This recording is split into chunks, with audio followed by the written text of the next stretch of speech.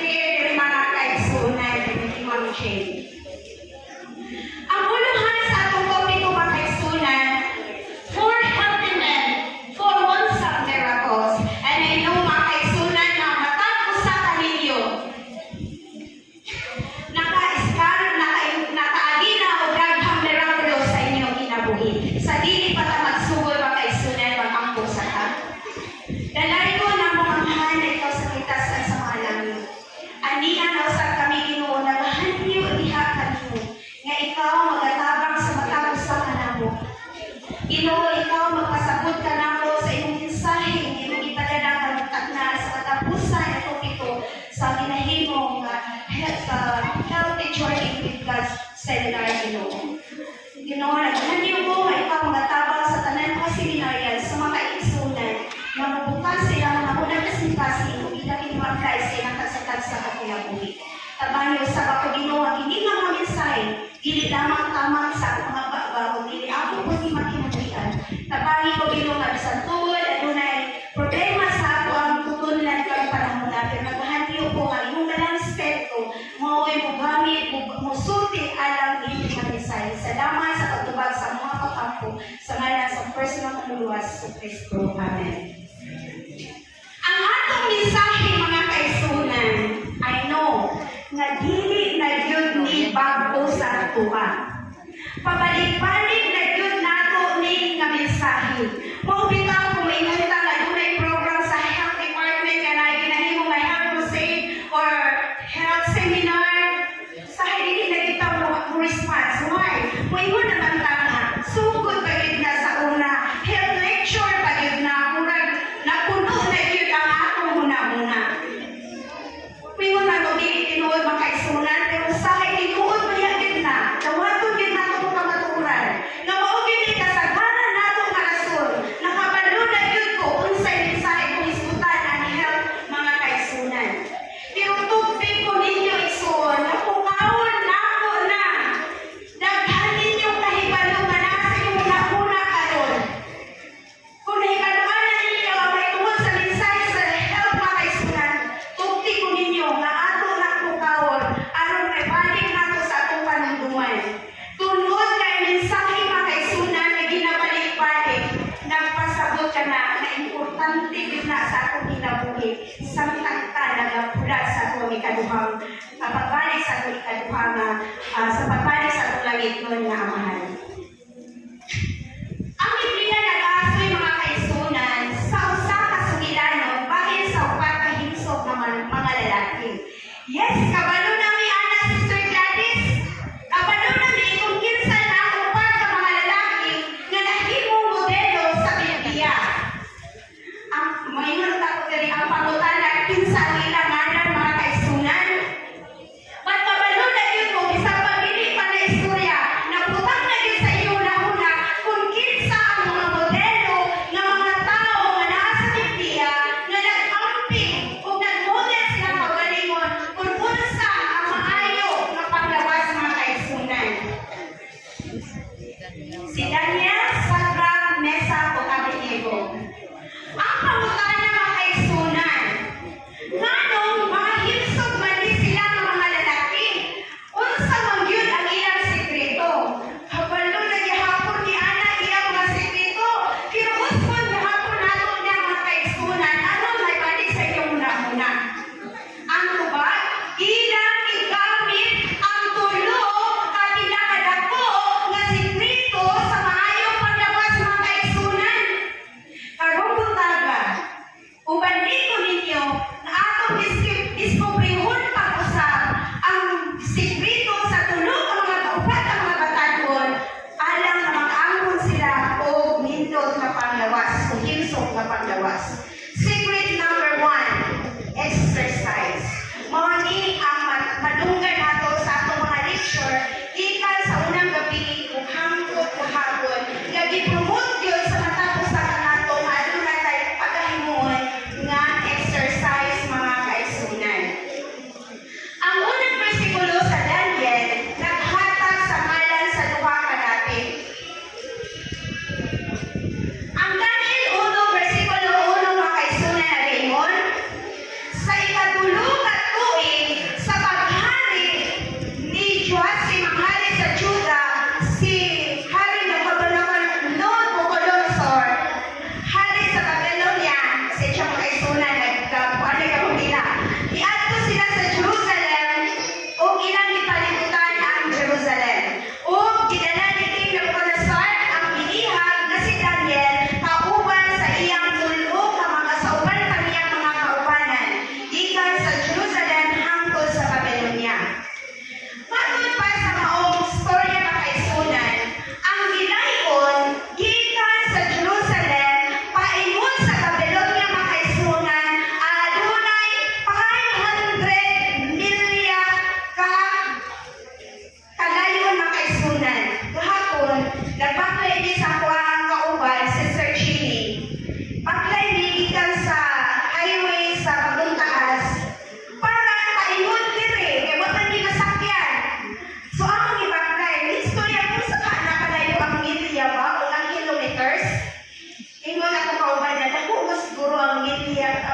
ang milya kaysa kilometers. Sabi ko, 500 man, hashtag yung layo ang mga kaisunan. Ang po kung makadescribe mo, kung sa kalayo. Sa una, patal-patal pag ikaw, ni Mang Tetes, dalagang ka na siya, o yung may pagkutyatong panahon, nabaklay na namong gikan sa malay-malaing panahon, paingon sa Cagayan. So, wala ko kapaluusan na kalayo, basta tulo kagabi, ang among baklay, paingon dito sa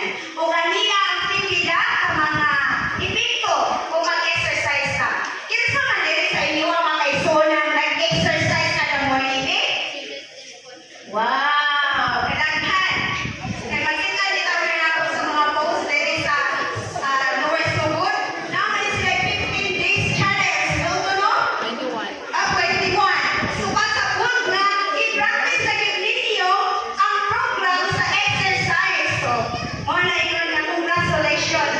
No, nga inyo ginagahimo nga mao nga exercise mga kaisunan. Ang exercise makapalikon sa kasing-kasing o makapaubos sa pressure sa atuang dugo. Kung tagas mo BP diha mga kaisunan, aduna may problema sa inyong panglawas, sundin ninyo ang pag-exercise. Kasi mo ingon mo din karon nga masakiton paganita. Ipa-walking exercise pagita ninyo. Tiguang na ganit po, matumpan ako. Ipa-walking exercise. Dili masad kinahanglan nga 1 hour pati na nimo exercise. 30 minutes lang yun ang kinahanglan para ma-maintain nimo ang imo exercise. Diba? Mo ito mag-iingat ta sa mga lula. Tapulan lang kita mag-exercise at tuwa inyong apo. Lakad-lakad na inyong apo kay mulaan na. Pagdagan sa inyong apo, imong doon. Wow! Makahimo na yun ka sa gitawag na exercise mga kaigsunan. Ikaduha, maka-enhance sa mga ugat sa dugo o makatabang sa pagmilo sa dili maayo nga cholesterol. Ikatulo, ang pag-exercise makadugang sa puso o makakaligon sa atong immune system. Ikaupat, makatabang kini sa pagpugong sa o makaka-reverse kini sa type 2 diabetes. Ikalima, ang pag-exercise makabatong sa tambok pinaagi sa pagsunog sa mga calories o makatabang kanato sa pagdumala sa saktong nga timbang. Ikauno, ang pag-exercise makapadaghan sa mga endorphin na mao ang good chemical makaisunan na makahatag na nato kalipay na pagpati. Ikapito, hindi makadugang sa chemical na kalihukan sa utok na nagpahali sa una-una o pangatarungan. Ikawalo, ang pag-exercise makabalangan sa pagsugod sa sakit nga Alzheimer. Diba, daghan kaayo mga benepisyo, ang simple na yun kaayo nga exercise mga kaisunan. Kini bitaw, makabalangan sa pagsugod sa Alzheimer.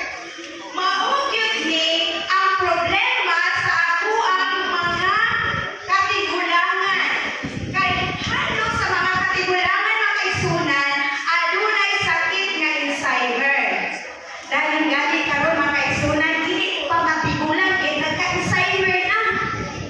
So, unsa gikinahanglan nato mga kaisunan? Nagkinahanglan tao, matalagin mo. Nagkinahanglan tao exercise para madili ta magka-Alzheimer mga kaisunan. Ikaduha na sekreto sa upat ka mga higsog nga mga batanlo sa Biblia mga kaisunan. Nangaon sila o plant-based diet nga pagkaon. Unsa man ang mga pagkaon na mga kaisunan? Ug gaman ang mga kaisunan na ato na lang i-practice. Dili baya maulahi ang adventistaan ng mga kaisunan, di ba? Gina-practice na sa ginabuhing adventista. Mukaon o sa yupi, makaon sa luyo, mukaon sa lamunggay, makaon o isang unsa nga sagpon basta makaon mga kaisunan. So, maunay nindot na pagkaon aron makaangkon ka og nindot na panglawas mga kaisunan. Wala madugay atong balikan ang storya sa mga batanon nga naa sa Biblia. Wala madugay human sa pagabot nila sa nasod sa Babylonia, kini mga batanon nilalaki na matubang o dako nga hagit mga kaisunan. Unsa kaha nga hagit? And I know, nakabalo na mo, unsay mga hagit, kay mga bright biyak kay mga kaisunan, no? Gagmay patapatan na betay Bible story sa ito ang panimalay na itong ibalin sa itong mga literature evangelist mga kaisunan. So sa Daniel 1:5 nag-ingon, ug adlaw-adlaw ang hari nagpalain alang kanila sa usa ka bahin sa mga labian nga pagkaon sa hari o sa bilong nga iyang kinainom. O siya nagsugo nga sila pagkakanon o ingon ni Ana sulod sa tutulo ka mga tuig. O ang katapusan ni Ana kinahanglan mga tubang sila sa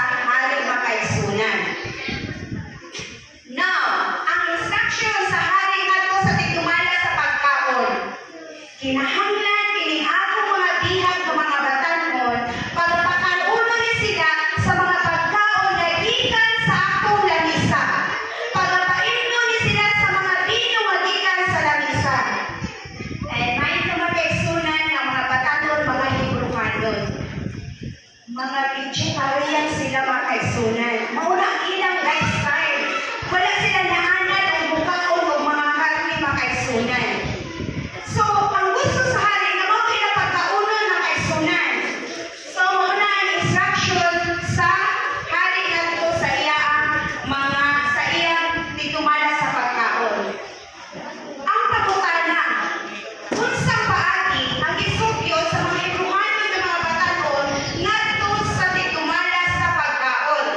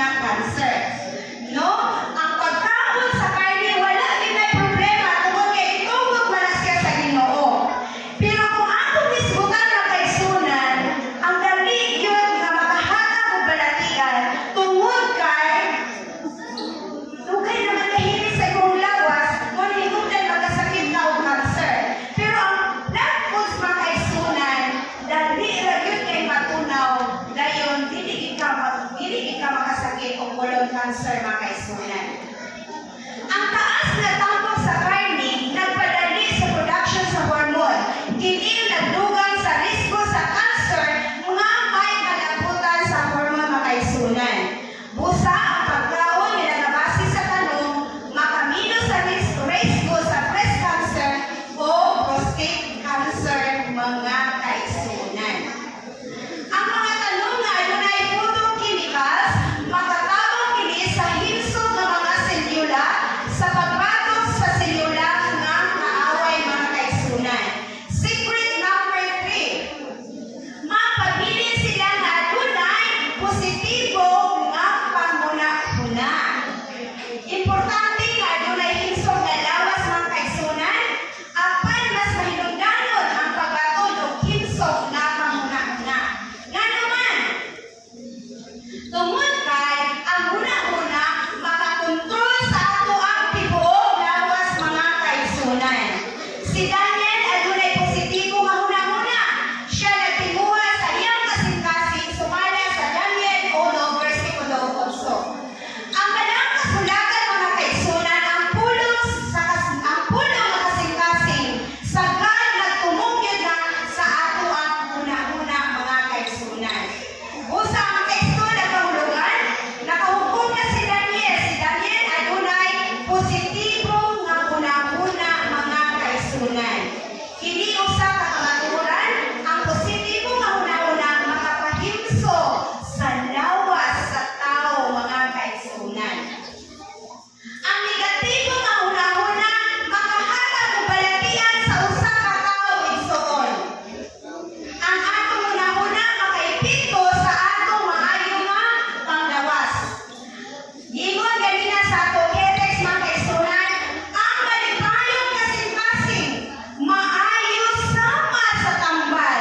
Apan ang masulubon na espiritu makapauga sa ato ang buog mga kaigsunan. Busa atong hinungduman, di kaya nato ang mga negatibo nga panghuna-huna. Himuon gyud nato nga adunay positibo nga mga huna-huna mga kaigsunan.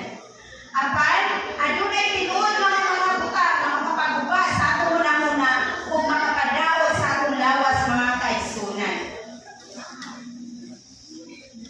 Una siya tinuod nga makadaot sa atong lawas. Una, pagdumog. Ikaduha, kasuko. O gali katulong pagkasagad. Ato ang kasagad saon mga kaigsunan. Ang pagdumog. Anong pagdumog ba? Nakasulay na mo mga kaigsunan na nagdumog mo? Ha? Nakasulay na mo nagdumog mo wala? Wala. Wow, ang dentista gini mo. Ano? Ewa mo yung kasulay na nagdumog ko. Ingon, dali. Ang masakitan ang usa ka tawo nga maghuna-huna nga adunay tawo nga nagdumog kanina paha siya gidungtan. Tinuod dili. Gusto na ako ba na? Tinuod dili. Yes. Kaya bitaw na huna-huna ka nga. Masakitan ka. Kaya yung tao na nilinganahan ni mo na nasuko ni mo. Hindi mo ba yung pagbati? Nakagin lang yung pagbati na sahay, hindi pa katulog makaigsunan. Kana nga pagbati, makagubati sa kalinaw sa huna-huna. May na lang gani. Kaya kita nga adventista, bisan ato na siya maagian, naamatay Ginoo. Naanay paghuhukay nato, gubang ko sa itong kasing-kasing o huna-huna.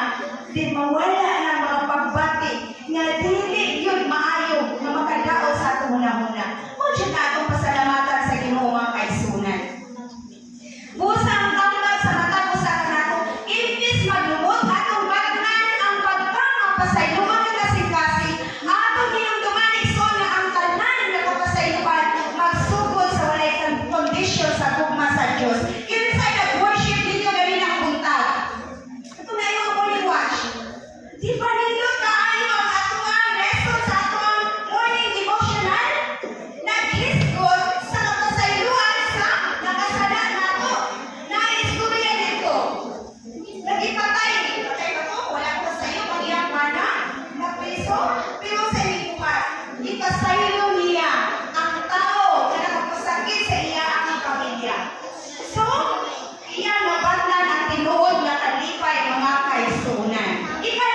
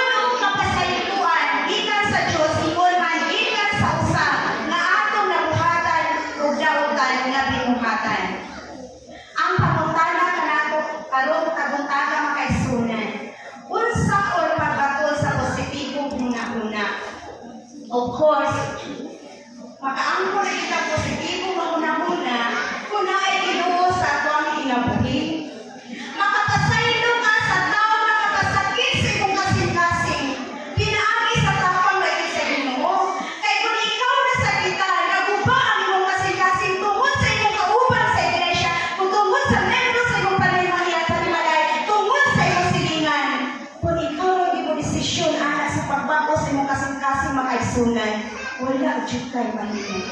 Pero kung imong itugyan ang imong kinabuhi ngadto sa Ginoo, kamayon mo sa Ginoo kabaguhan sa imong kasing-kasing. Bisan unsa pa na kasakit nga imong nadawatan, pagbuhon sa imong kasing-kasing. Yes, muhilak ka, pero ang paghilak ay dunay dakong kalipay tungod kay gibag-o sa Ginoo ang kasing-kasing nga naguba ug nadugmo tungod sa mga hagit nga labot sa imong kinabuhi. Ingon sa balang kasulatan ng kaisunan, nagatambal ka natong tanan, kini nagingon, hatagan ko sa kabuo sa kabago nga kasing-kasing. Bago nga kasing-kasing, bago sa kabago ni Espiritu, ikabutan ko sulod kaninyo.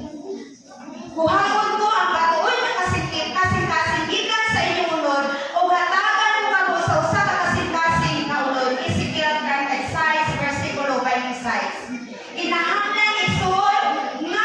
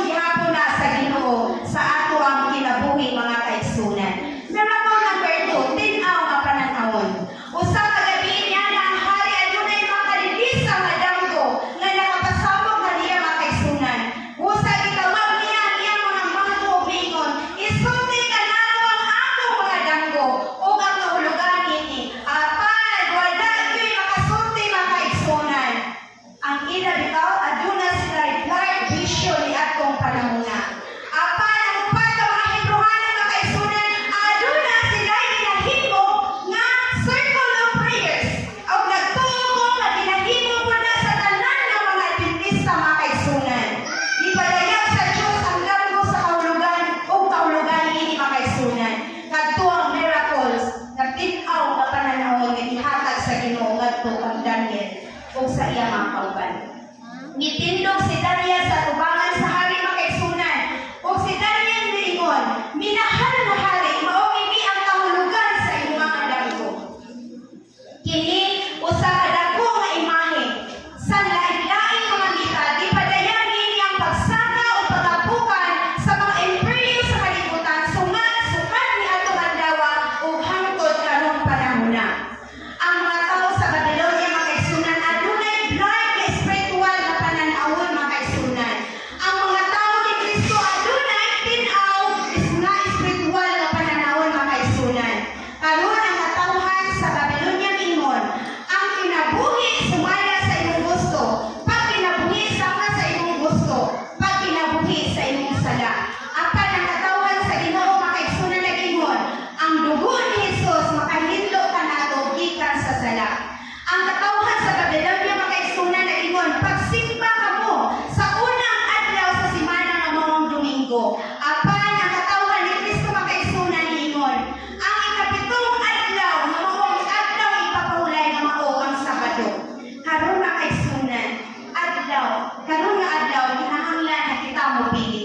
Pilion ba nato si Ginoong Hesus makaigsunan o pilion ba nato ang Babylonia sa aduang kinabuhi? Miracle number 3, kaluwasan diha sa kalayo. Ipadayag sa katanong Daniel ang lamgo ug ang kahulugan niini makaigsunan ug ang hari ni Yugbo ug misimba ngadto kang Daniel mga kaigsunan. Apan sa walang madugay na usa ka munahuna sa hari, gisalikway sa hari ang maong imahe ug miingon siya sa iyang kaugalingon, magbuhat ko sa akong kaugalingon nga imahe mga kaigsunan. Busa si hari Nabucodonosor mga kaigsunan, nagpatindog og usa ka dako nga larawan nga hinimo sa lunsay na bulawan ug iyang isugo ang tanan niyang mga katawhan aron sa pagtigo ug sa pagsimpa sa bulawan nga iyang gipahimo. Bisan kinsa nga dili mutuman itambog sa nagdilaab nga kalayo mga kaigsunan. Apan ang mga Hebreano simple ug kinasingkasing ang ilang tubag. Dili kami mosimba, andam kami magpakamatay. Inana daw sa kaha ang atong ubag mga kaigsunan. Sa panahon nga papilion ka akong asa ka mga kaigsunan, andam kita magpakamatay aron sa pagsunod sa atong nalingkod nga mahal. Usa ang hari na suko kay mga kaigsunan, hinuno ningo siya himo ang hudlo sa pitong kapilo nga mas init ug isalipay ang tanan nga dili mo yung buani nga anak nga kalayo. Sa kalit lang mga kaigsunan, dilabay sila dito sa mainit nga kalayo mga kaigsunan.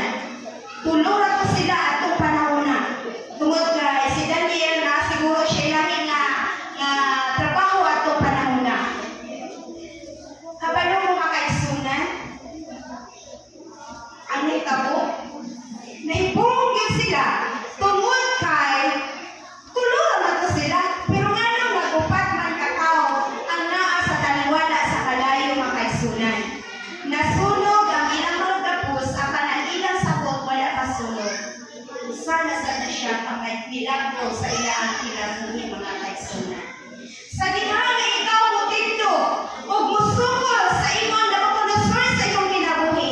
Sa diha mutindog ka bisan sa mga pagsulay sa imong mga kinabuhi, sa mga hagis sa imong kinabuhi. Kung mutindog ka, ang Diyos yun mga kaigsunan, magauban kanino. Ani ang saad sa Diyos sa matag usa ka nato isuon. Sa diha nga ikaw magalakaw latas sa kalayo, ikaw dili masulog. Di ang kalayo mo sila o diha kanimo. Sumala sa Isaias 43 versikulo 2. Kung magparuglang kita nga matulod-anan nga kaigsunan sa atong pag-alagad sa Ginoo, sigurado gyud makaigsunan nga kita luwason sa atong gialagaran ni Ginoo mga kaigsunan. Miracle number 4. Magkita nato ang Diyos sa nawong o sa nawong mga kaigsunan. Sumala sa Daniel 3 versikulo 25 na ingon, ang dagway sa ikaupa sama sa anak sa Diyos. Yes, mga kaigsunan. Sa diha nga naa tulo ka batang mo sa punto sa kalayo. Giubanan gyud sila sa Ginoo mga kaigsunan. Nahimo sila upat ug naglakaw-lakaw sila sa kalayo, nagistoryahan na sila ug nagtinanaway sila sa usa-usa mga kaigsunan. Ang tulo ka lalaki nagtan-aw sa ikaupat ug nagkatingalahan kay mga kaigsunan, katingalahan igsuon tungod kay ilang iatubang si Ginoong Hesus niadtong panahon. Igsuon sa dili ko dugang kalugay, mubalik ang Ginoo nga atong giagal-agalan, na atong gialagalan diri sa kalibutan.